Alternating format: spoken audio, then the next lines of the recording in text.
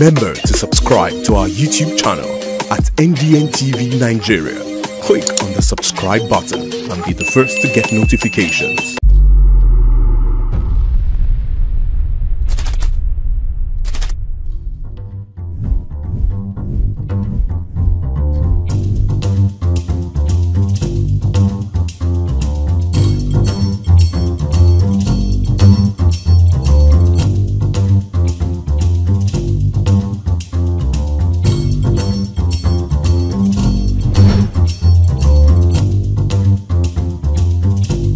And now, let's join ace broadcaster MAMODE AKUGHA as he takes us inside the Niger Delta.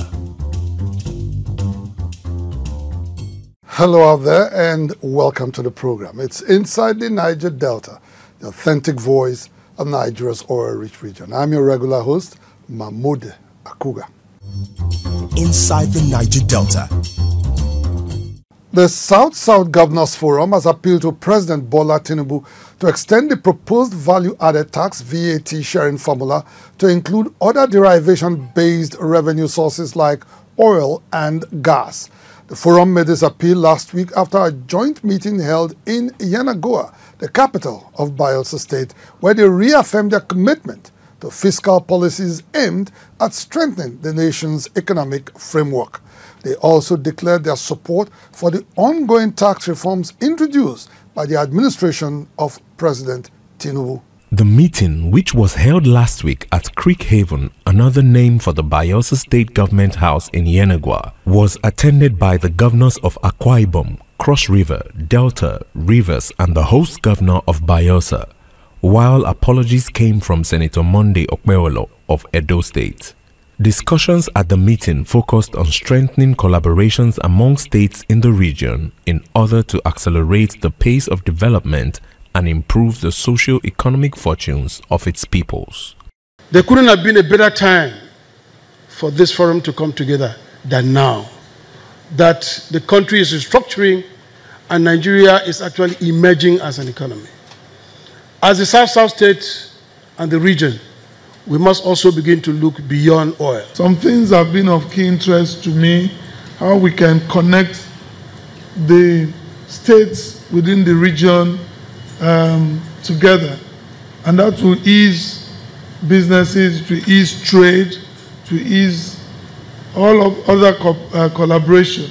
Our collaborative efforts in constructive dialogue will always help us, and it will move the region forward.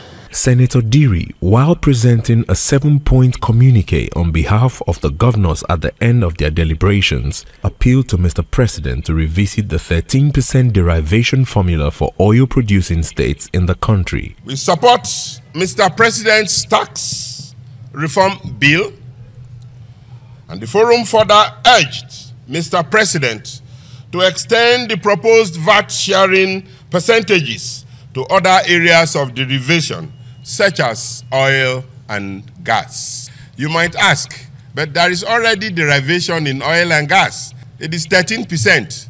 Constitutionally, it is stated that that is the minimum. That is the minimum. And what we are saying is an increase of the 13%. It has been the minimum over the decades, and everything is increasing. And so there is no reason why the derivation, if VAT will now be 60%, 30%, as the case may be, what we are saying also is that derivation of oil and gas should also be increased to 30 or 60%. While acknowledging the need for expedited considerations on the state of the East-West Road, the governors lauded the federal government's ongoing coastal road project and appealed for work to commence simultaneously from the Cross River end of the project. Other issues the South-South governors touched on include the need for economic diversification, especially looking at their areas of comparative advantages in agriculture and aquaculture, investments in education and power, as well as the establishment of a regional security network to enhance the safety and well-being of the people in the region. They then took a moment to celebrate the governor of Rivers State, Sir Simnalaye Joseph Fubara, who just turned 50.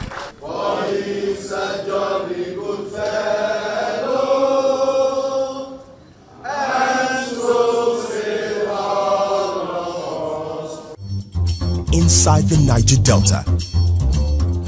The Managing Director and Chief Executive Officer of the Niger Delta Development Commission, NDDC, Dr. Samuel Ogbuku, has reassured the leadership of the Pan-Niger Delta Forum, PANDEF, and the people of the region that the Commission will leave no stone unturned in its efforts to find lasting solutions to the numerous challenges facing them. Dr. Ogbuku gave this assurance last week while receiving the executive members of the socio-political organization led by its new national chairman, Ambassador Bolade Igali, at the Commission's corporate headquarters in Port Harcourt. For its part, PANDEF commended the NDDC board and management for its remarkable development efforts across communities in the region.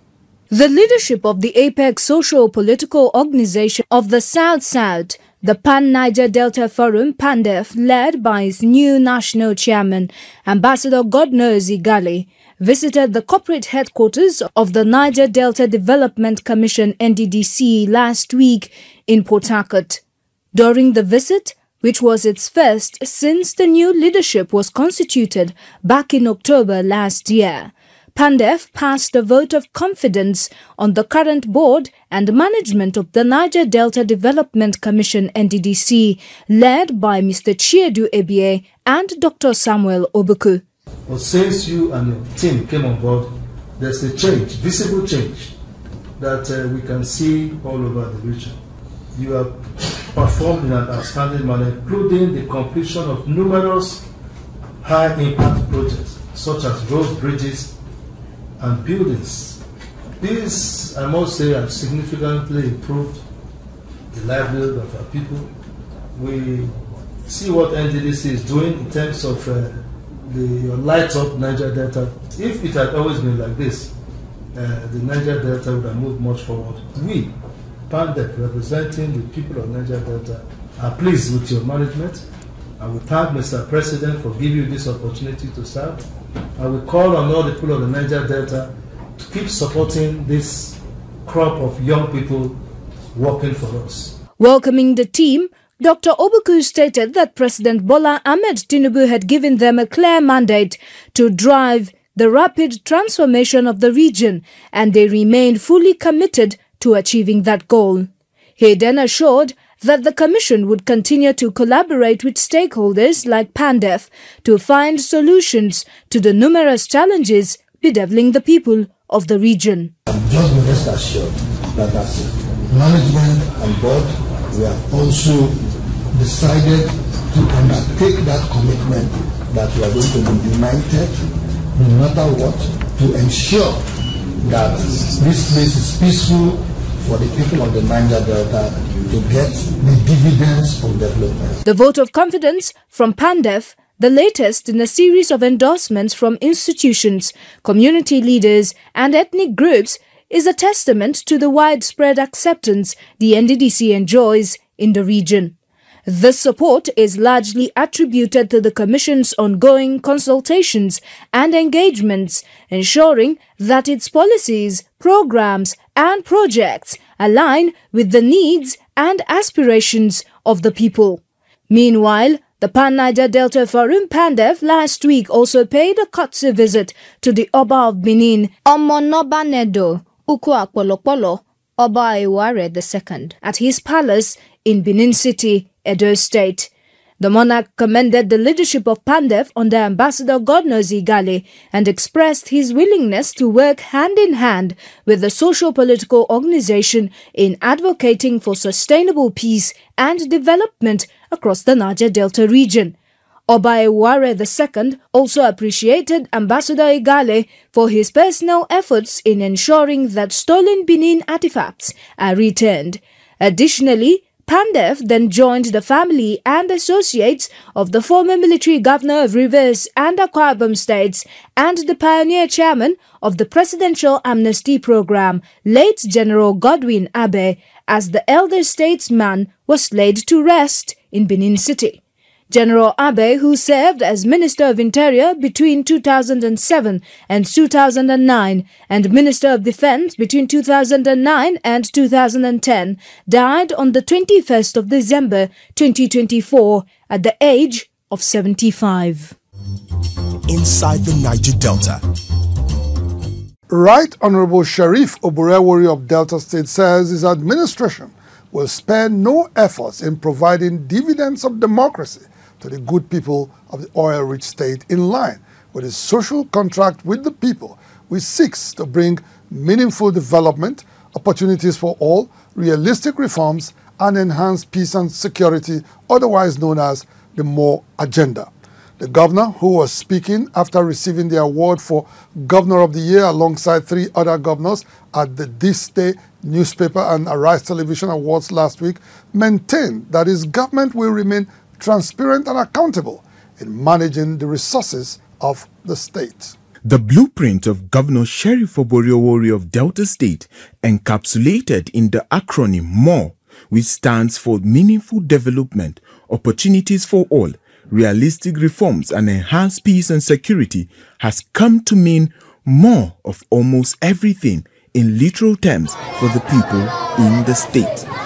Indeed, the last 19 months have been characterized by more roads and bridges, more social infrastructure in schools and other sectors such as the judiciary, which now boasts of a new High Court complex amongst many others.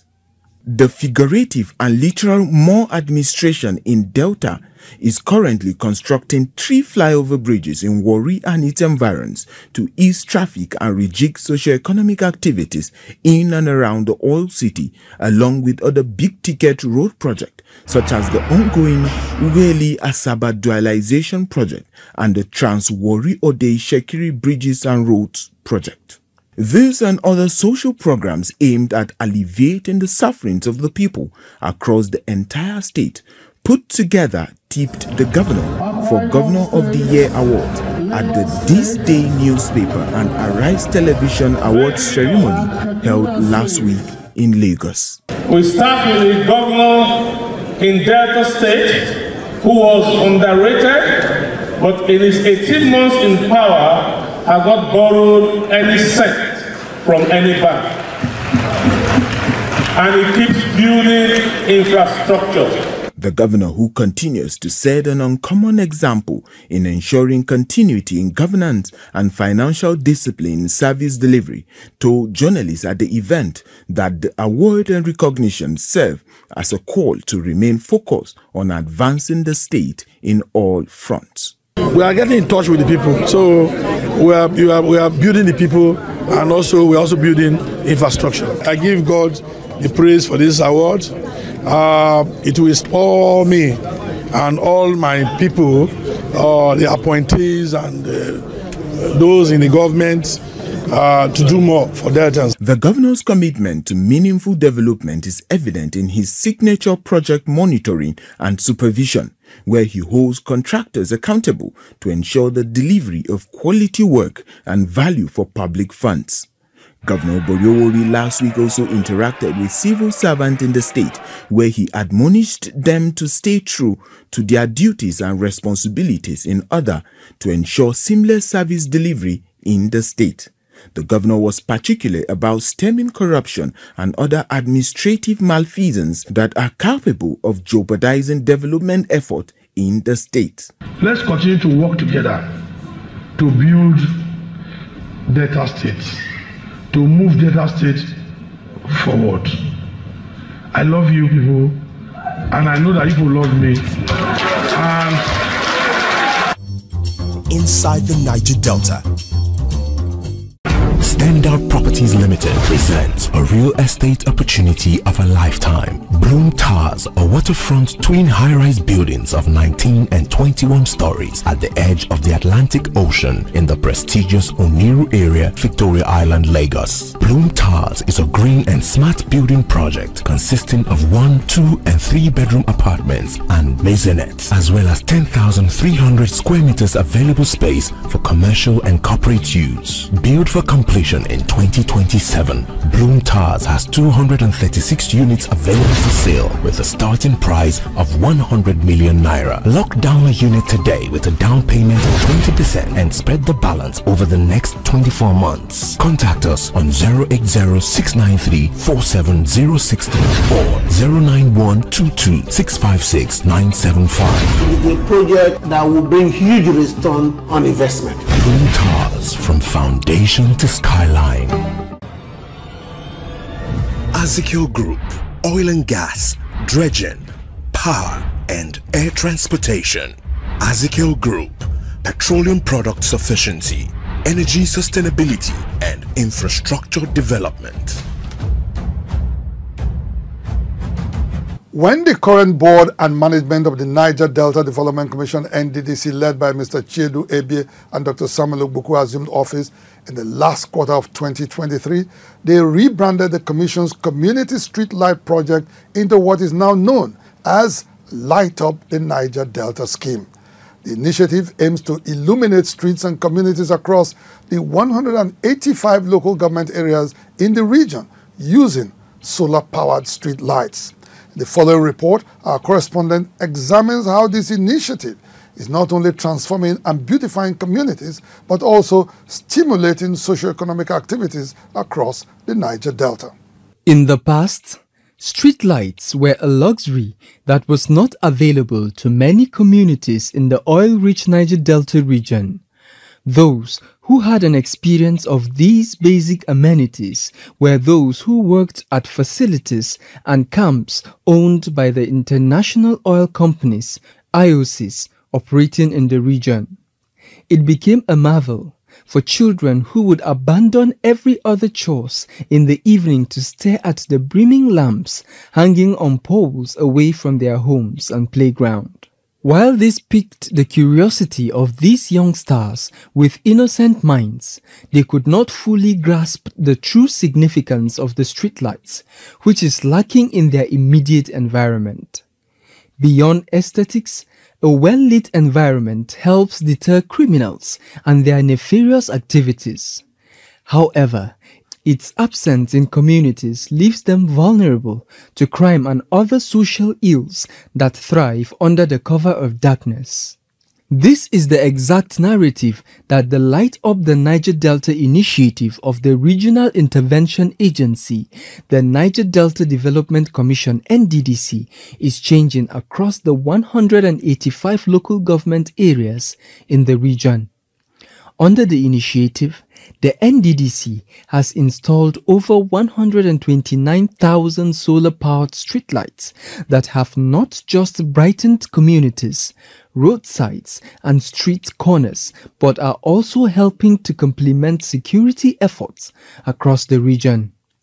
For many stakeholders in the region, the initiative is boosting local economies, empowering communities, and fostering a sense of progress and hope for the future.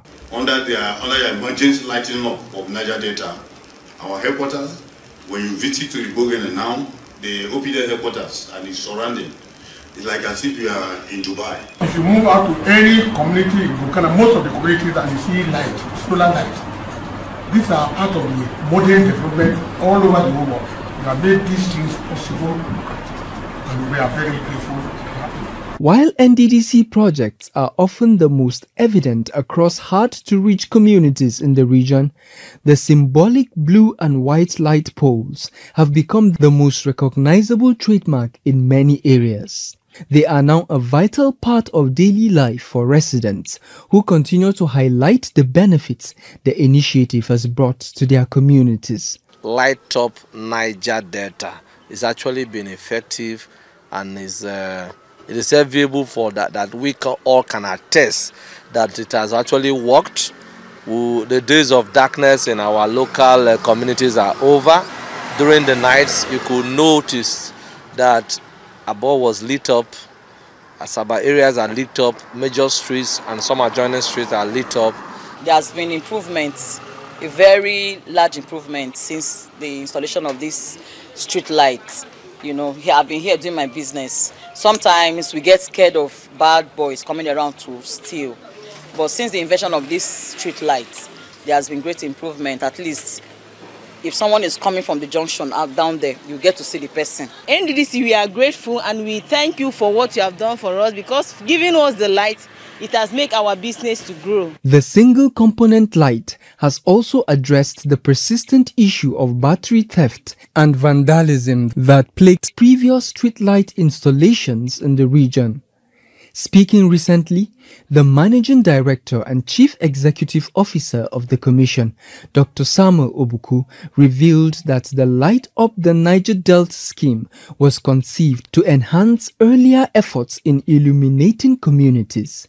He added that plans are underway to extend the initiative to more communities. The NDDC Healthman also disclosed that the intervention agency has established an internal monitoring and maintenance framework in partnership with contractors to ensure that faulty lights are promptly repaired and damaged ones replaced, allowing the initiative to continue serving the people. Inside the Niger Delta. The Benin Traditional Council says the indiscriminate use of the round coral beads, otherwise known as ikele, the ada and eben ceremonial swords by persons who are not chiefs in the kingdom, and the okuku headgear by women other than the Oba's wives and princesses is not only an abomination, but also an abuse of the Benin customs and tradition. The council says henceforth, anyone using those items who is not entitled to will face the wrath of Benin gods and ancestors. Accordingly, priests and priestesses all over the kingdom have been mandated by the Oba of Benin, Amonoba Nedo Ukwu Akpolokpolo Oba Ware II, to lay curses on such people who the Benin Traditional Council describes as uninformed and disgruntled. The ancient Benin Kingdom, founded sometime around the 10th century, is known worldwide for its culture and tradition that has remained largely intact for hundreds of years. Not even the British invasion of 1897 or the Christian missionary expeditions into Africa could taint the cherished culture and tradition of the people.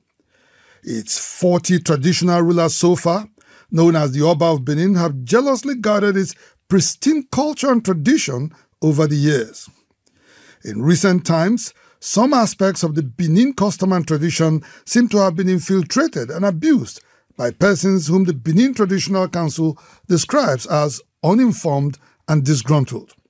Amongst the aspects of the Benin custom that the Traditional Council says have been abused include the indiscriminate use of the round coral beads known as ikele by persons who are not chiefs or from the royal family.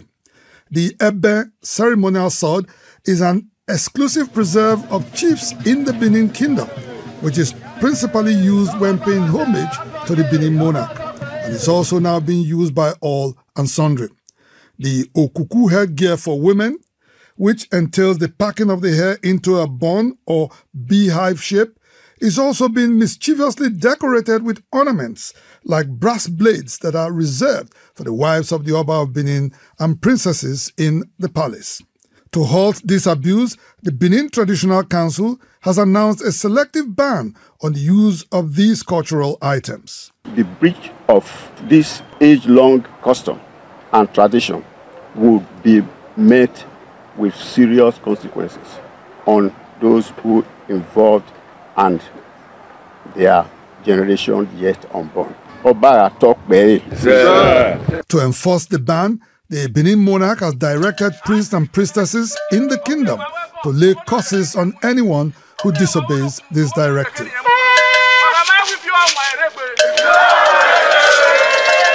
However, this action has been received with mixed feelings by people in the kingdom.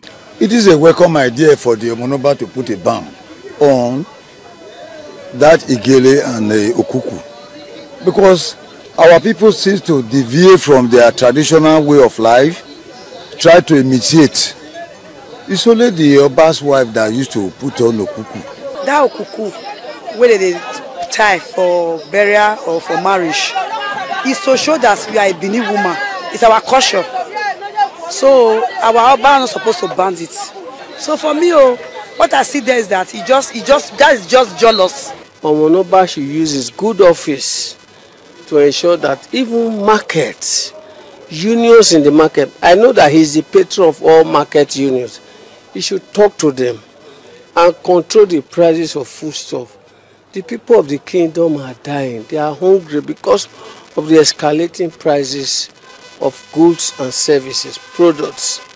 And that is what I think for now should engage the attention of the Benin monarch. While the pronouncement from the Oba of Benin and the Benin Traditional Council was directed to Edo people, other Nigerians who had been drawn to the beauty of the Edo culture were wondering if the ban and the curses also extended to them. The Esan people in Edo State, who share similar culture and tradition and are widely known to have migrated from Benin Kingdom, are particularly worried about their fate. To clear the air, Inside the Niger Delta visited the longest reigning monarch in Esan land today, the Onoje of Igwebe, His Royal Highness Ehizoje Eluejero, to provide clarity on the matter. When we do burial, we do marriage, we have the limit to which ordinary people will make their head do, and it will be acceptable. Not that which is exclusive preserve of the royalties, the palace and so on. It's not a question of whether his rulership, the rulership of Oba covers the entire Edo State. I don't think that is the issue. Anything that is traditionally done in Benin, because we are offspring of Benin, and such practice is also done here. If there's a pronouncement there, we know very well that it embodies everyone. That certain aspects of the Benin culture and tradition have been generalized for use by all and sundry to attend marriages, burials, and other ceremonies is a testament to the strong influence of current fashion trends, not just in Nigeria, but in Africa, where modern-day fashion designers with creative prowess are mixing both traditional and contemporary designs to produce looks and outfits that are not only pro-African, but also have global appeal. While fashion designers are keen to create new looks, they must take into cognizance respect for culture and tradition and ensure that their creations do not infringe on the sanctity of age-long traditional practices. Inside the Niger Delta. Well, that's where we draw the curtain on the program for today.